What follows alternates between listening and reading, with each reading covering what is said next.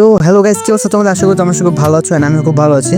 তো আজকে ভিডিওটা কিন্তু খুব ইন্টারেস্টিং, কারণ আজকে ভিডিওতে আমি বলতে চাবো যে কিভাবে তোমরা মাইনক্রাফট পকেট এডিশনে রিপ্লে মোড ইউজ করতে পারবে। তোমরা জানো যারা জাভা এডিশন খেলে তারা কিন্তু খুব ইজিলি রিপ্লে মোড ইউজ করতে পারে, এন্ড এটার সাহায্যে কিন্তু তুমি খুব দারুণ দারুণ সিনেমেটিক শর্টস নিতে পারবে তোমার বিলসে। সো এটা কিন্তু বেডরক এডিশন বা পকেট এডিশন দুটোতে পসিবল। এটার জন্য জাস্ট তোমাদের একটা মোড লাগবে, এন্ড মোডটার নাম হচ্ছে রিপ্লেক্রাফট। এটা লিঙ্ক আমি ডিসক্রিপশন বক্সে দিয়ে দেবো, এন্ড এটা ডাউনলোড করে নেওয়ার পর তোমরা কিন্তু ইজিলি তোমাদের পকেট এডিশনে বা বেডরক এডিশনে রিপ্লে মোড ইউজ করতে পারবে। বাট একটা জিনিস, সেটা হচ্ছে এটা ইউজ করা কিন্তু খুবই কঠিন। তো এই ভিডিওতে আমি দেখাবো ফুল প্রসেস এই মোডটা ইউজ করার জন্য। তো সবার প্রথমে তোমাদের একটা নতুন ওয়ার্ল্ড ক্রিয়েট করে নিতে হবে। সো নতুন ওয়ার্ল্ড ক্রিয়েট করো বা পুরান ওয়ার্ল্ড যাই হোক, তোমাকে এক্সপেরিমেন্টস অপশনে গিয়ে বেটা এপিআই বলে একটা অপশন আছে, এটা অন করে দিতে হবে। টার্ন অন এক্সপেরিমেন্টস এনিওয়ে, এটা অন করে দিয়ে তুমি ওয়ার্ল্ডটা ক্রিয়েট করে ফেলবে।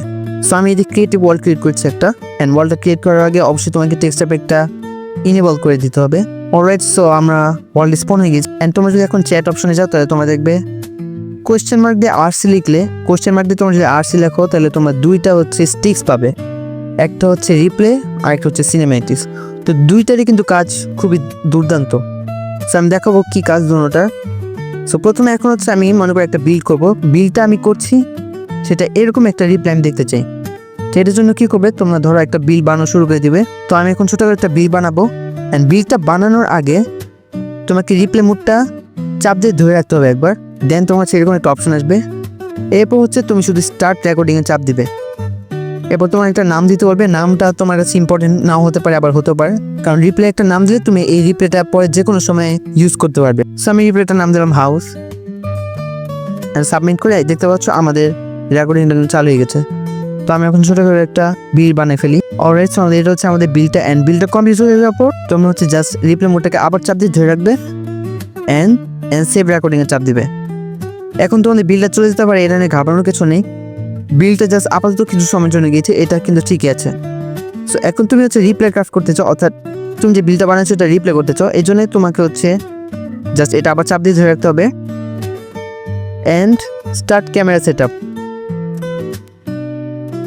এখন হচ্ছে তোমার ক্যামেরা সেট আপ বা তোমার ক্যামেরাটা কোন দিকে কোন দিকে যাবে এটা হচ্ছে তোমার সিলেক্ট করবে। সো ধরো আমি চাচ্ছি যে ক্যামেরাটা এভাবে থেকে এভাবে যাবে, ঠিক আছে, একটু রাউন্ড হয়ে যাবে। সো প্রথম শটটা হচ্ছে এই জায়গায়, অ্যান্ড লাস্ট যে শট সেটা হচ্ছে এই জায়গায়। সো প্রথম শটের জায়গায় আসবে, অ্যান্ড এই জায়গায় এসে এটাকে আবার চাপ দিয়ে ধরবে। দেন লোড ফ্রেম সেকেন্ডস, এটা চাপ দিয়ে একদম ফার্স্ট সেকেন্ড বা 0 সেকেন্ড যাই হোক, এটা দিয়ে সাবমিট দিয়ে দিবে। আমি সাবমিট দিয়ে দিলাম। দেন অ্যাড ক্যামেরা পয়েন্ট দিবে, ঠিক আছে, অর্থাৎ এদিকে আমাদের একটা ক্যামেরা পয়েন্ট অ্যাড হয়ে গেছে, দেখতে পাচ্ছ। দেন আমি হচ্ছে লাস্ট যে ফ্রেমটা সেটা হচ্ছে আমি এদিক দিতে চাই। তোমার মাঝখানে দিতে চাইলে মাঝখানে বিভিন্ন জায়গায় দিতে পারো। আমি মাঝখানে তো একটা দিয়ে দেখাই, মানে অ্যাটলিস্ট 2টা ফ্রেম দিতে হবে ক্যামেরা পয়েন্টে, ঠিক আছে। সো আমি 3টা দিচ্ছি এদিকে, তোমাদের দেখা সুবিধার্থে। এদিক মনে করো আমি মাঝখানে দিয়ে দিলাম টাইম, সাবমিট দিয়ে আমি হচ্ছে এদিক অ্যাড ক্যামেরা পয়েন্ট দিয়ে দেবো। অ্যান্ড ফাইনালি আমার 2টা কিন্তু হয়ে গেছে। অ্যান্ড ফাইনালি আমি যেটা দিয়েছি সেটা হচ্ছে লাস্ট ক্যামেরা পয়েন্ট, সেটা হচ্ছে আমি একদম লাস্টে গিয়ে দিব, মানে একদম লাস্ট টাইম। দেখতে পাচ্ছ 58 সেকেন্ড হচ্ছে আমার লাস্ট টাইম। এটা সাবমিট দিয়ে আমি হচ্ছে অ্যাড ক্যামেরা পয়েন্ট দিয়ে দিব। ওকে, দেখতে হচ্ছে এটা কিন্তু আমরা ফাইনালি ডান। অ্যান্ড এখন হচ্ছে তোমরা এই জায়গায় বসে প্রসিড ফার্দার দিবে। দেন তোমাদের যে স্ক্রিন রেকর্ড আছে এটা অন করে স্টার্ট রিপ্লে দিয়ে দিবে। দেখবে কিছুক্ষণের মধ্যেই যে এরকম কিন্তু শুরু হয়ে গেছে। অলরাইট, বিলটা যখন শেষ হয়ে যাবে তখন কিন্তু তোমাদের যে রিপ্লেটা আছে এটা কিন্তু অটোমেটিক অফ হয়ে যাবে, বা তোমরা যদি মাঝখানে অফ করতে চাও তাহলে চাপ দিয়ে ধরে রাখবে জাস্ট, দেন স্টপ রিপ্লে, ঠিক আছে। এখন মনে করো তোমাদের রিপ্লেটা শেষ, এখন তোমরা বিলটা ফিরে আনতে চাও, তাহলে কীভাবে করবে সেটা হচ্ছে আবার চাপ দিয়ে ধরে রাখবে। দেন একদম নিচে যাবে, দেন লোড স্ট্রাকচার অর রিসেট, ঠিক আছে, এটাই চাপ দেবে। দেন শুধু লোড বিল্ড অ্যান্ড রিসেট এটাই চাপ দেবে। যদি ডিলে প্রোগ্রেসে দাও তাহলে কিন্তু বিলটা পুরো ডিলে এসে যাবে, এটা একটু সাবধানে করতে হবে। ওকে, দেখতে হচ্ছে আমাদের বিলটা এসে পড়েছে।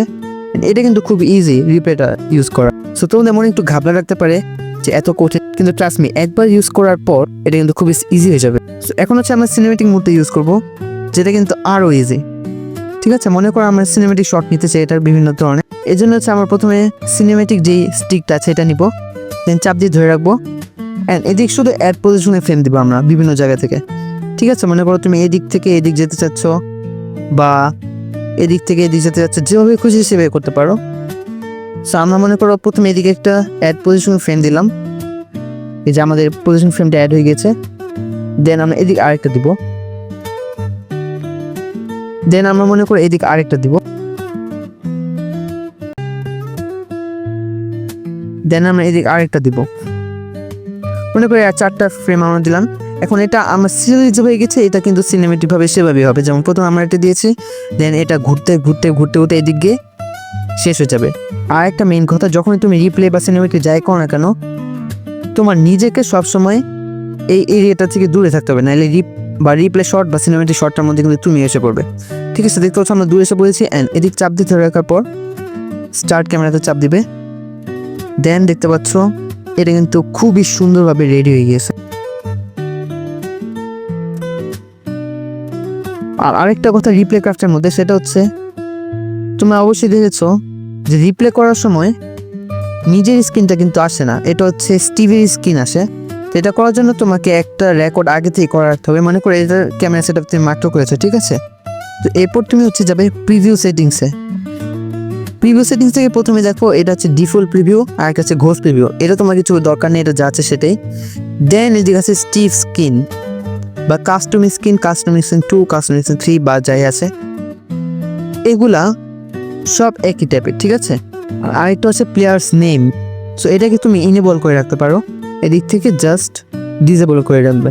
এখন তুমি স্ক্রিন যদি দিতে চাও সেটা হচ্ছে আপাতত পসিবল না, কারণ এটা এখনো বেটা ভার্সনে আছে মুডটা আসলে, অ্যান্ড এটা কিন্তু ধীরে ধীরে আপডেট হচ্ছে। আর যদি তুমি করতে চাও তাহলে তুমি মেবি জেড আর্কাইভ নামে একটা অ্যাপ আছে, ওদিক গিয়ে তুমি তোমার স্ক্রিনে যে ফাইলটা আছে সেটা কিন্তু এটার মধ্যে আপলোড করে দিতে পারো, তাইলে মেবি তোমার স্ক্রিনটা এটার রিপ্লের মধ্যে দেখা যাবে। সো দেখতে পাচ্ছ কত ইজি পকেট এডিশনের রিপ্লে মোড আর সিনেমেটিক মোড ইউজ করা। অ্যান্ড আমি যেভাবে বলেছি এটাই সবচেয়ে ইজিয়েস্ট ওয়ে এটা ইউজ করার। অ্যান্ড এরপর তোমাদের কাছে এটা কঠিন মনে হতে পারে, বাট তোমরা যদি একবার এটা ডাউনলোড করে যদি ইউজ করো তাহলে তোমরা ইজিলি কিন্তু বুঝে যেতে পারবে। তো কেমন লাগলো তোমাদের ভিডিওটা? আসলে তোমাদের ভিডিওটা ভালো লেগেছে, যদি ভালো থাকলে অবশ্যই কমেন্ট করে জানিয়ে দাও, অ্যান্ড চ্যানেলটাকে এখন সাবস্ক্রাইব করে দাও।